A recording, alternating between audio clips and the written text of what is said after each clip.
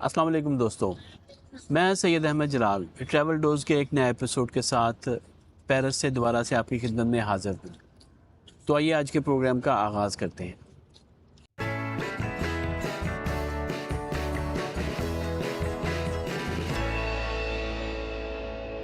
दोस्तों सबसे पहले तो मैं जो हमारे हिंदू धर्म के दोस्त हैं, उनको जन्माष्टमी के मौका पर बहुत-बहुत मुबारक पेश करता हूँ। दूसरे दोस्तों के लिए मैं बताता चलूँ कि ये लॉर्ड कृष्णा का जन्मदिन होता है, उनकी पैदाइश का दिन है और हिंदू कम्युनिटी में ये बड़ी धूमधाम से मनाया जाता है। लॉर्ड कृष्णा हिंदू धर्म में सबसे बड़े देवता कंसीडर किए जाते हैं। तो उनके इस जन्मदिन के मौका पर हिंदू कम्युनिटी को दोस्तों को बहुत-बहुत मुबारक हो। पेरिस के अंदर ये हर साल ला शापेल जो पेरिस 10 के अंदर एक जगह है ला शापेल, वहाँ पर ये फेस्टिवल मनाया जाता है बड़ी तादाद में, क्योंकि यहाँ पर हिंदू कम्युनिटी से ख़ास तौर पर जो साउथ इंडिया से और श्रीलंका से जो तमिल कम्युनिटी है वो बहुत बड़ी तादाद में आबाद है। तो अगर आप चाहें तो आप हर साल वहाँ पर जाकर इस फेस्टिवल में हिस्सा भी ले सकते हैं, इसको देख सकते हैं।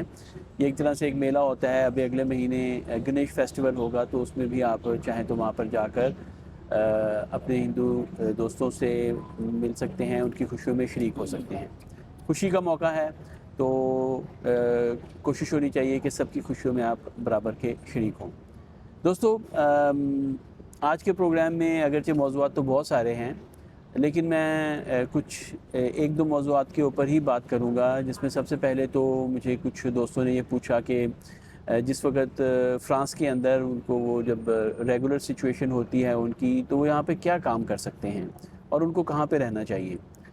दोस्तों मैंने देखा है कि गुज़िश्ता कुछ अरसे में मैंने ये नोट किया है कि हमारे जो पाकिस्तान से एक बड़ी तादाद में जो लोग हैं, जो पाकिस्तानी हैं, वो यहाँ पर सेटल हो रहे हैं। कुछ लोग ऐसे थे जो ऑलरेडी यहाँ पर थे, लेकिन वो उनकी फैमिलीज़ पाकिस्तान के अंदर थी। कुछ नए लोग आए हैं जिनको यहाँ पे जिनकी सिचुएशन रेगुलर हुई है और पाकिस्तान में जिस तरह के हालात हैं, तो बड़ी तादाद में वो अपनी फैमिलीज़ को फ़्रांस के अंदर या यूरोप के अंदर मूव कर रहे हैं। देखिए, इसमें मैं मुख्तलिफ़ प्रोग्राम्स करूँगा हर मुल्क के हवाले से कि स्पेन के अंदर ज़ाहिर है सिचुएशन मुख्तलिफ़ है, जर्मनी के अंदर मुख्तलिफ़ है, इसी तरह फ़्रांस के अंदर, इटली के अंदर, हर मुल्क के अपने जो डायनामिक्स होते हैं, हर मुल्क के अंदर ये देखना पड़ता है कि आप किस तरह से, कहाँ पे, किस हवाले से सेटल हो सकते हैं। जहाँ तक आज के प्रोग्राम में बात करूँगा, वो आज के प्रोग्राम में मैं फ़्रांस के हवाले से बात करूँगा। फ़्रांस मैं शुरू से कहता हूँ, जो लोग रेगुलर सिचुएशन में हैं फ़्रांस के अंदर या यूरोप में कहीं भी, तो कोशिश उनको ये करनी चाहिए कि अपनी फैमिलीज़ को वो अपने साथ लेकर आएँ।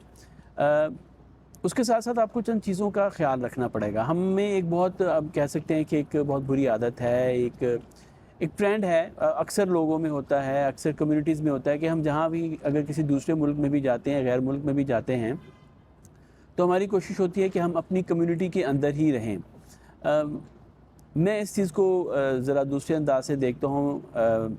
मेरा मशवरा आपको यही होगा कि अगर आप किसी दूसरे मुल्क में आए हैं, जैसे अगर हम पाकिस्तानियों की बात करें और वो फ़्रांस में आते हैं, तो पाकिस्तान में हम 25 करोड़ पाकिस्तानियों में रहते हुए आते हैं, तो कोशिश करनी चाहिए यहाँ पे जो यहाँ की लोकल कम्युनिटी है, मैं अक्सर प्रोग्राम्स में भी बात करता हूँ कि यहाँ की जो लोकल कम्युनिटी है उसके साथ हम आबाद हों, उनके साथ इंटरेक्ट ज़्यादा करें, तो वो ज़्यादा बेहतर होगा।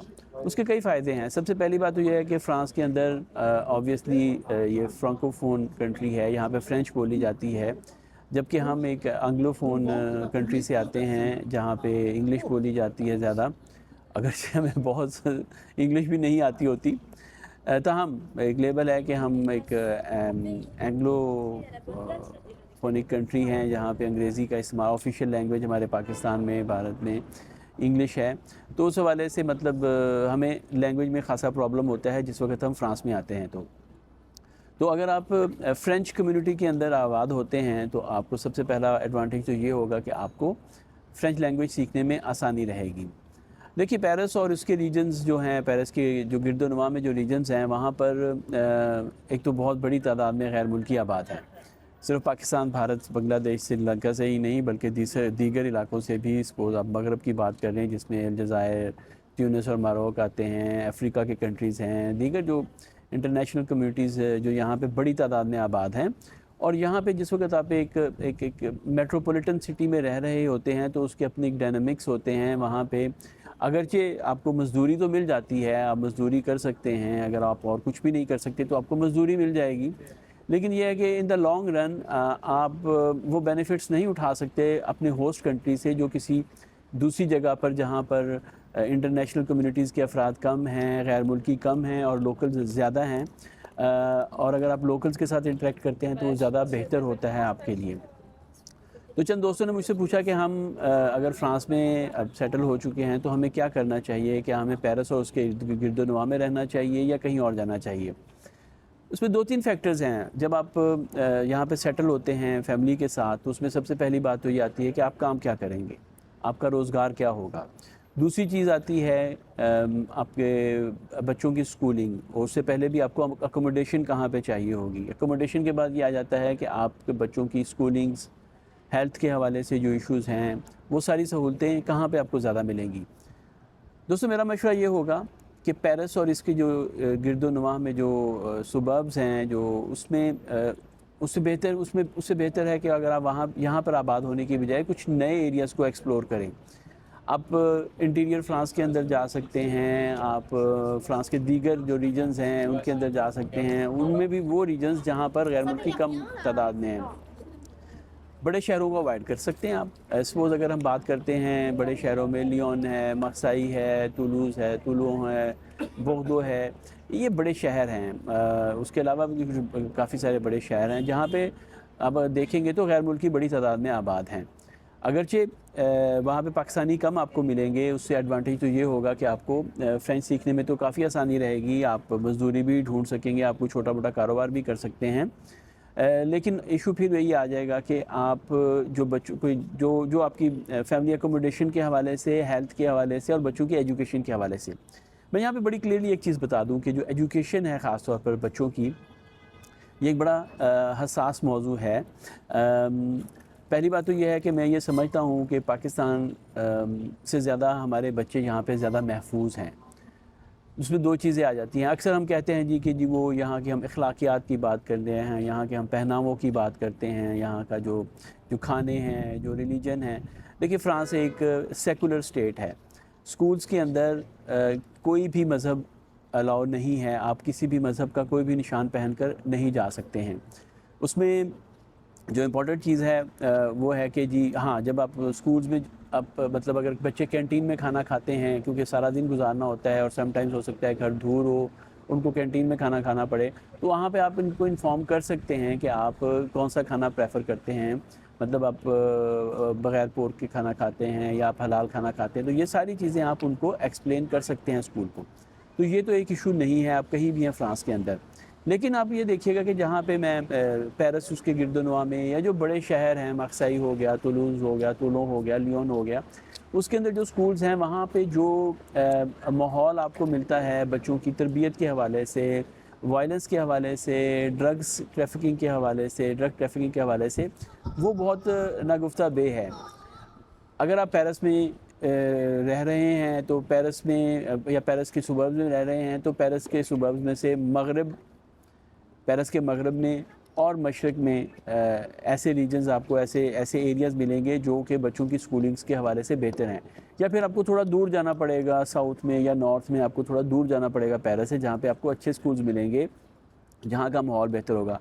मैं ढके छुपे बगैर मैं क्लियरली ये बात कहूँगा, जहाँ पर गैर मुल्की बच्चों की तादाद ज़्यादा होगी वहाँ पर वायलेंस का और ड्रग ट्रैफिकिंग का इशू ज़्यादा है। जहाँ पर लोकल्स की तादाद ज़्यादा है, फ़्रेंच लोग ज़्यादा हैं जिन एरियाज़ में आबाद है, वहाँ पर स्कूलिंग बहुत अच्छी है, वहाँ पे तालीम का मेयार भी बहुत अच्छा है। तो आप इससे समझ सकते हैं कि मैं किस हवाले से बात कर रहा हूँ। अच्छा, अब हम आते हैं स्टेप बाय स्टेप हम बात करते हैं। सबसे पहली बात तो ये है कि आपको ऑब्वियसली यहाँ पे आए तो आपको रोज़गार चाहिए सबसे पहले, उससे भी पहले आपको अकोमोडेशन चाहिए। तो अगर आप किसी छोटे कस्बे में जाते हैं, छोटे शहर में जाते हैं, किसी हत्ता के किसी गाँव में भी चले जाते हैं तो आपको रिहाइश सस्ती मिलेगी। आप रेंट आउट कर सकते हैं, रेंट आउट करने के साथ साथ आपको जब अगर आपके रिसोर्सेज कम है तो सरकार आपको एक ख़ास अमाउंट वापस करती है उस किराए में से, जिससे आपके लिए वो रिहाइश अफोर्डेबल हो जाती है। सबसे पहली बात तो है कि छोटे गाँव कस्बे में किसी छोटे शहर में रेंट्स इतने ज़्यादा नहीं होंगे, अकोमोडेशन साफ़ सुथरी होगी, उसका मेयार बेहतर होगा। दूसरी चीज़ आ जाती है उसके बाद हेल्थ और एजुकेशन के हवाले से बात आ जाती है। हेल्थ और एजुकेशन, बल्कि हम इसको थोड़ा पीछे लेके जाते हैं, उससे पहले बात करते हैं हम रोज़गार के हवाले से। दोस्तों उसमें आप अगर रोज़गार के हवाले से आप बात करें, तो बड़े शहरों में आपको मज़दूरी तो मिल जाती है, लेकिन आप हमेशा मज़दूर ही रहते हैं। आप काम भी जो करते हैं वो अपनी लोकल कम्युनिटी की जो होती है, आपकी जो आपकी कम्युनिटी होती है उसके अफराद के साथ काम करते हैं। अगर पाकिस्तानी है तो वो ज़्यादातर पाकिस्तानियों के साथ काम करेंगे। पाकिस्तानी ज़्यादातर क्या काम करते हैं, वो रेस्टोरेंट्स में काम करते हैं। उससे भी पहले वो कंस्ट्रक्शन की फ़ील्ड में है, रंग का काम करते हैं, जिसको हम बातिमा बोलते हैं, रंग का हो गया, इलेक्ट्रिसिटी का हो गया, इस किस्म के वो काम करते हैं और मज़दूरी होती है बुनियादी तौर पर। और बहुत सारे मसाइल पैदा होते हैं, आपको तनख्वाहें कभी देर से मिलती हैं, कभी जल्द मिल जाती हैं, कभी देर से मिलती हैं, छुट्टी का इशू होता है, आपको प्रॉपर्ली डिक्लेयर नहीं करते वो लोग, कम पैसों पे डिक्लेयर करते हैं। तो ये बहुत सारी प्रॉब्लम्स होते हैं, उससे आप बहुत सारे बेनिफिट्स नहीं ले सकते। अगरचे कुछ बेनिफिट्स आप ले रहे होते हैं कम डिक्लेयर होके, लेकिन वो उन बेनिफिट्स के मुकाबले में कुछ भी नहीं है जो आप मुकम्मल डिक्लेयर होके ले सकते हैं। मिसाल के तौर पे अगर आप घर ख़रीदना चाहते हैं यहाँ पे, हत्ता कि घर किराए पे भी लेना चाहते हैं, तो आप मजबूर होंगे कि पाकिस्तानियों से ही लें, क्योंकि या अपनी कम्युनिटी या इंटरनेशनल कम्युनिटी किसी के फ़र्ज़ से लें, क्योंकि अगर आप किसी एजेंसी से घर लेने के लिए जाएंगे तो वो आपसे मुतालबा करते हैं कि पूछते हैं कि आपकी सैलरी कितनी है, आपके रिसोर्सेज कितने हैं, तो आप एक अच्छी जगह पे घर भी नहीं ले पाते हैं। तो अगर आप किसी छोटे गांव या कस्बे में या शहर में जाके आबाद होते हैं तो आपको सस्ता घर मिल जाएगा और आसानी से मिल जाएगा। और ये भी हो सकता है कि आशलम जो अबितासियों अलवाए मौदे जिसको हम बोलते हैं, एच आशलम बोलते हैं, कि वो सरकार की तरफ से आपको जो कम किराए वाले घर होते हैं वो भी मिल सकते हैं। दूसरी बात आ जाती है कि फिर कारोबार की बात आ जाती है, काम की बात आ जाती है। देखिए, अगर आपके पास थोड़े से रिसोर्सेज हैं, अगर आप थोड़ी सी आपके पास बचत है, तो मेरा मशवरा ये होगा कि आपको छोटा सा कारोबार शुरू करें। किसी ऐसे एरिया में जाकर, किसी छोटे से इलाके में जाकर, किसी छोटे से शहर में जाकर आप एक ग्रोसरी शॉप खोल सकते हैं।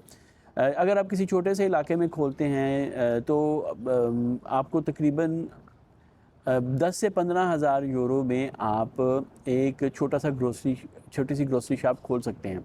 10 से 15,000 यूरो अगर आपके पास है तो उसके साथ साथ अगर आप चाहें तो बैंक भी आपको इसमें सपोर्ट कर देगा, लेकिन इनिशियली मैं ये समझता हूँ कि आपको बैंक से लेने की भी ज़रूरत नहीं पड़ेगी और किसी छोटे से कस्बे, शहर या गांव में आप एक अच्छी सी ग्रोसरी शॉप 10-15,000 यूरो से स्टार्ट कर सकते हैं। वहाँ पे घर और शॉप्स के किराए भी कम होते हैं।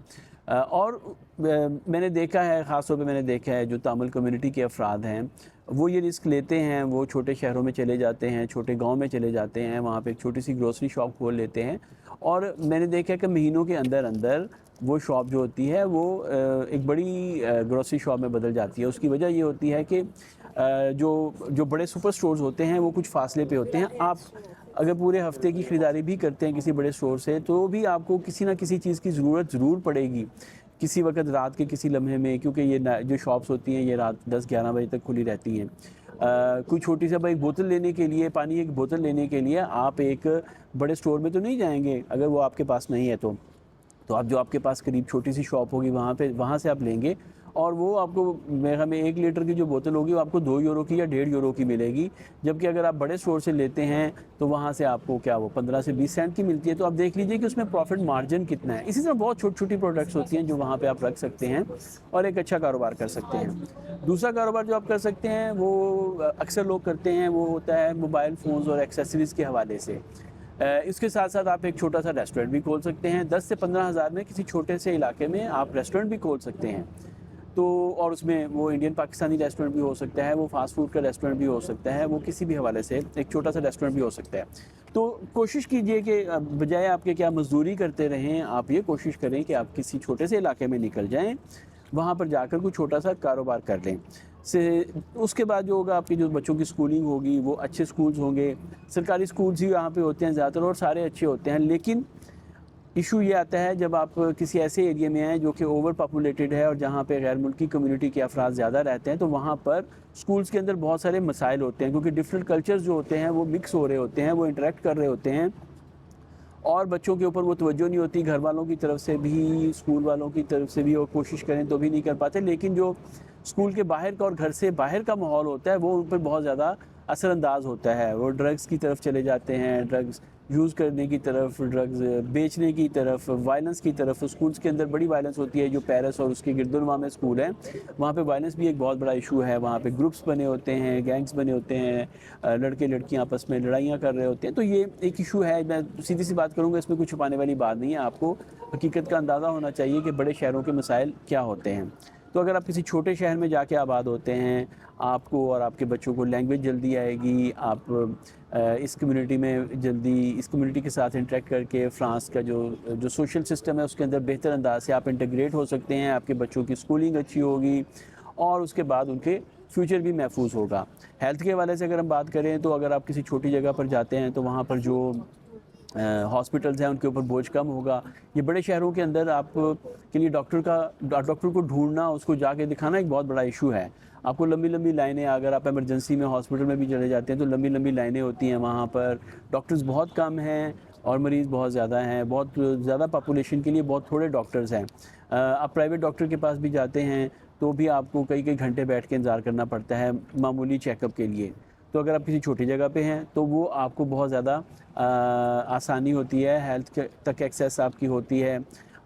फिर उसके साथ-साथ दूसरी सहूलतें जो उनसे आप फ़ायदा उठा सकते हैं। आप कारोबार, मैंने जैसे कहा, एक छोटा-सा कारोबार स्टार्ट कीजिए। आप वो घर आसानी से किराए पे मिल जाएगा, आपको बिज़नेस के लिए जगह आसानी से किराए पे मिल जाएगी। बहुत जल्द आप उसको खरीद लेने के काबिल भी होंगे। बच्चों की एजुकेशन आपकी अच्छे अंदाज से हो रही होगी। तो ये मैं फ़्रांस के एक कॉन्टेक्स्ट में बात कर रहा हूँ कि जब आप फ़्रांस में अगर सेटल होना चाहते हैं बेहतर अंदाज से, तो कोशिश करें कि किसी छोटे इलाके में सेटल हों। और जो फ़्रांस में अब गैर मुल्क में आए हैं, एक डेवलप्ड कंट्रीज़ है और यहाँ के जो बेनिफिट्स हैं उनसे पूरा आप फ़ायदा उठा सकें। तो आज के प्रोग्राम में फ़्रांस के बारे में ये मैं बताना चाह रहा था आपको कि अगर आप यहाँ पे सेटल होते हैं, आपको मौका मिलता है फैमिली के साथ, तो ये बड़े शहरों की लाइफ से बाहर निकलिए।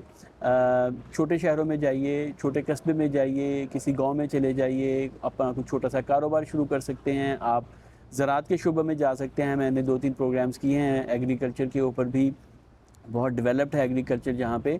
तो ये वो चीज़ें हैं जिनकी तरफ आप तवज्जो दे सकते हैं। आप अपनी कम्युनिटी के ऊपर डिपेंडेंट नहीं होंगे। आपके बच्चे जो स्कूल्स के अंदर यहाँ पे बड़े शहरों में वायलेंस है, जो ड्रग्स का कल्चर है, उससे बचे रहेंगे। आपके बच्चों के लिए और आपके लिए भी जो हेल्थ की जो सहूलतें हैं वो बड़ी बेहतर होंगी। तो थोड़ी सी आपको हिम्मत करनी पड़ेगी। बड़े शहरों की जो आपको आसान लाइफ लगती है उससे थोड़ा सा आपको निकलना पड़ेगा। शुरू में शायद आपको ये आसान लगती हो कि मुझे आसानी से कहीं मज़दूरी मिल गई और मैं काम कर रहा हूँ। तो लेकिन जब आप इस सर्कल में आ जाएँगे, इस विशियस सर्कल में, इस चक्कर में फँस जाएँगे, तो फिर आपके लिए निकलना मुश्किल हो जाएगा। शुरू में अगर आप आते हैं तो कोशिश करें, और अगर पहले से आप आबाद हैं तो भी आप जा सकते हैं। आप हिम्मत करके और आप किसी भी रूरल एरिया में, किसी छोटे शहर में जाके आबाद होइए। आपके लिए बहुत ज़्यादा उसमें बेनिफिट्स हैं। अगले प्रोग्राम में आपसे मुलाकात होती है। अपना बहुत ज़्यादा ख्याल रखिएगा। मुझे इजाज़त दीजिए पेरिस से। दोबारा मिलते हैं। अल्लाह हाफ़िज़।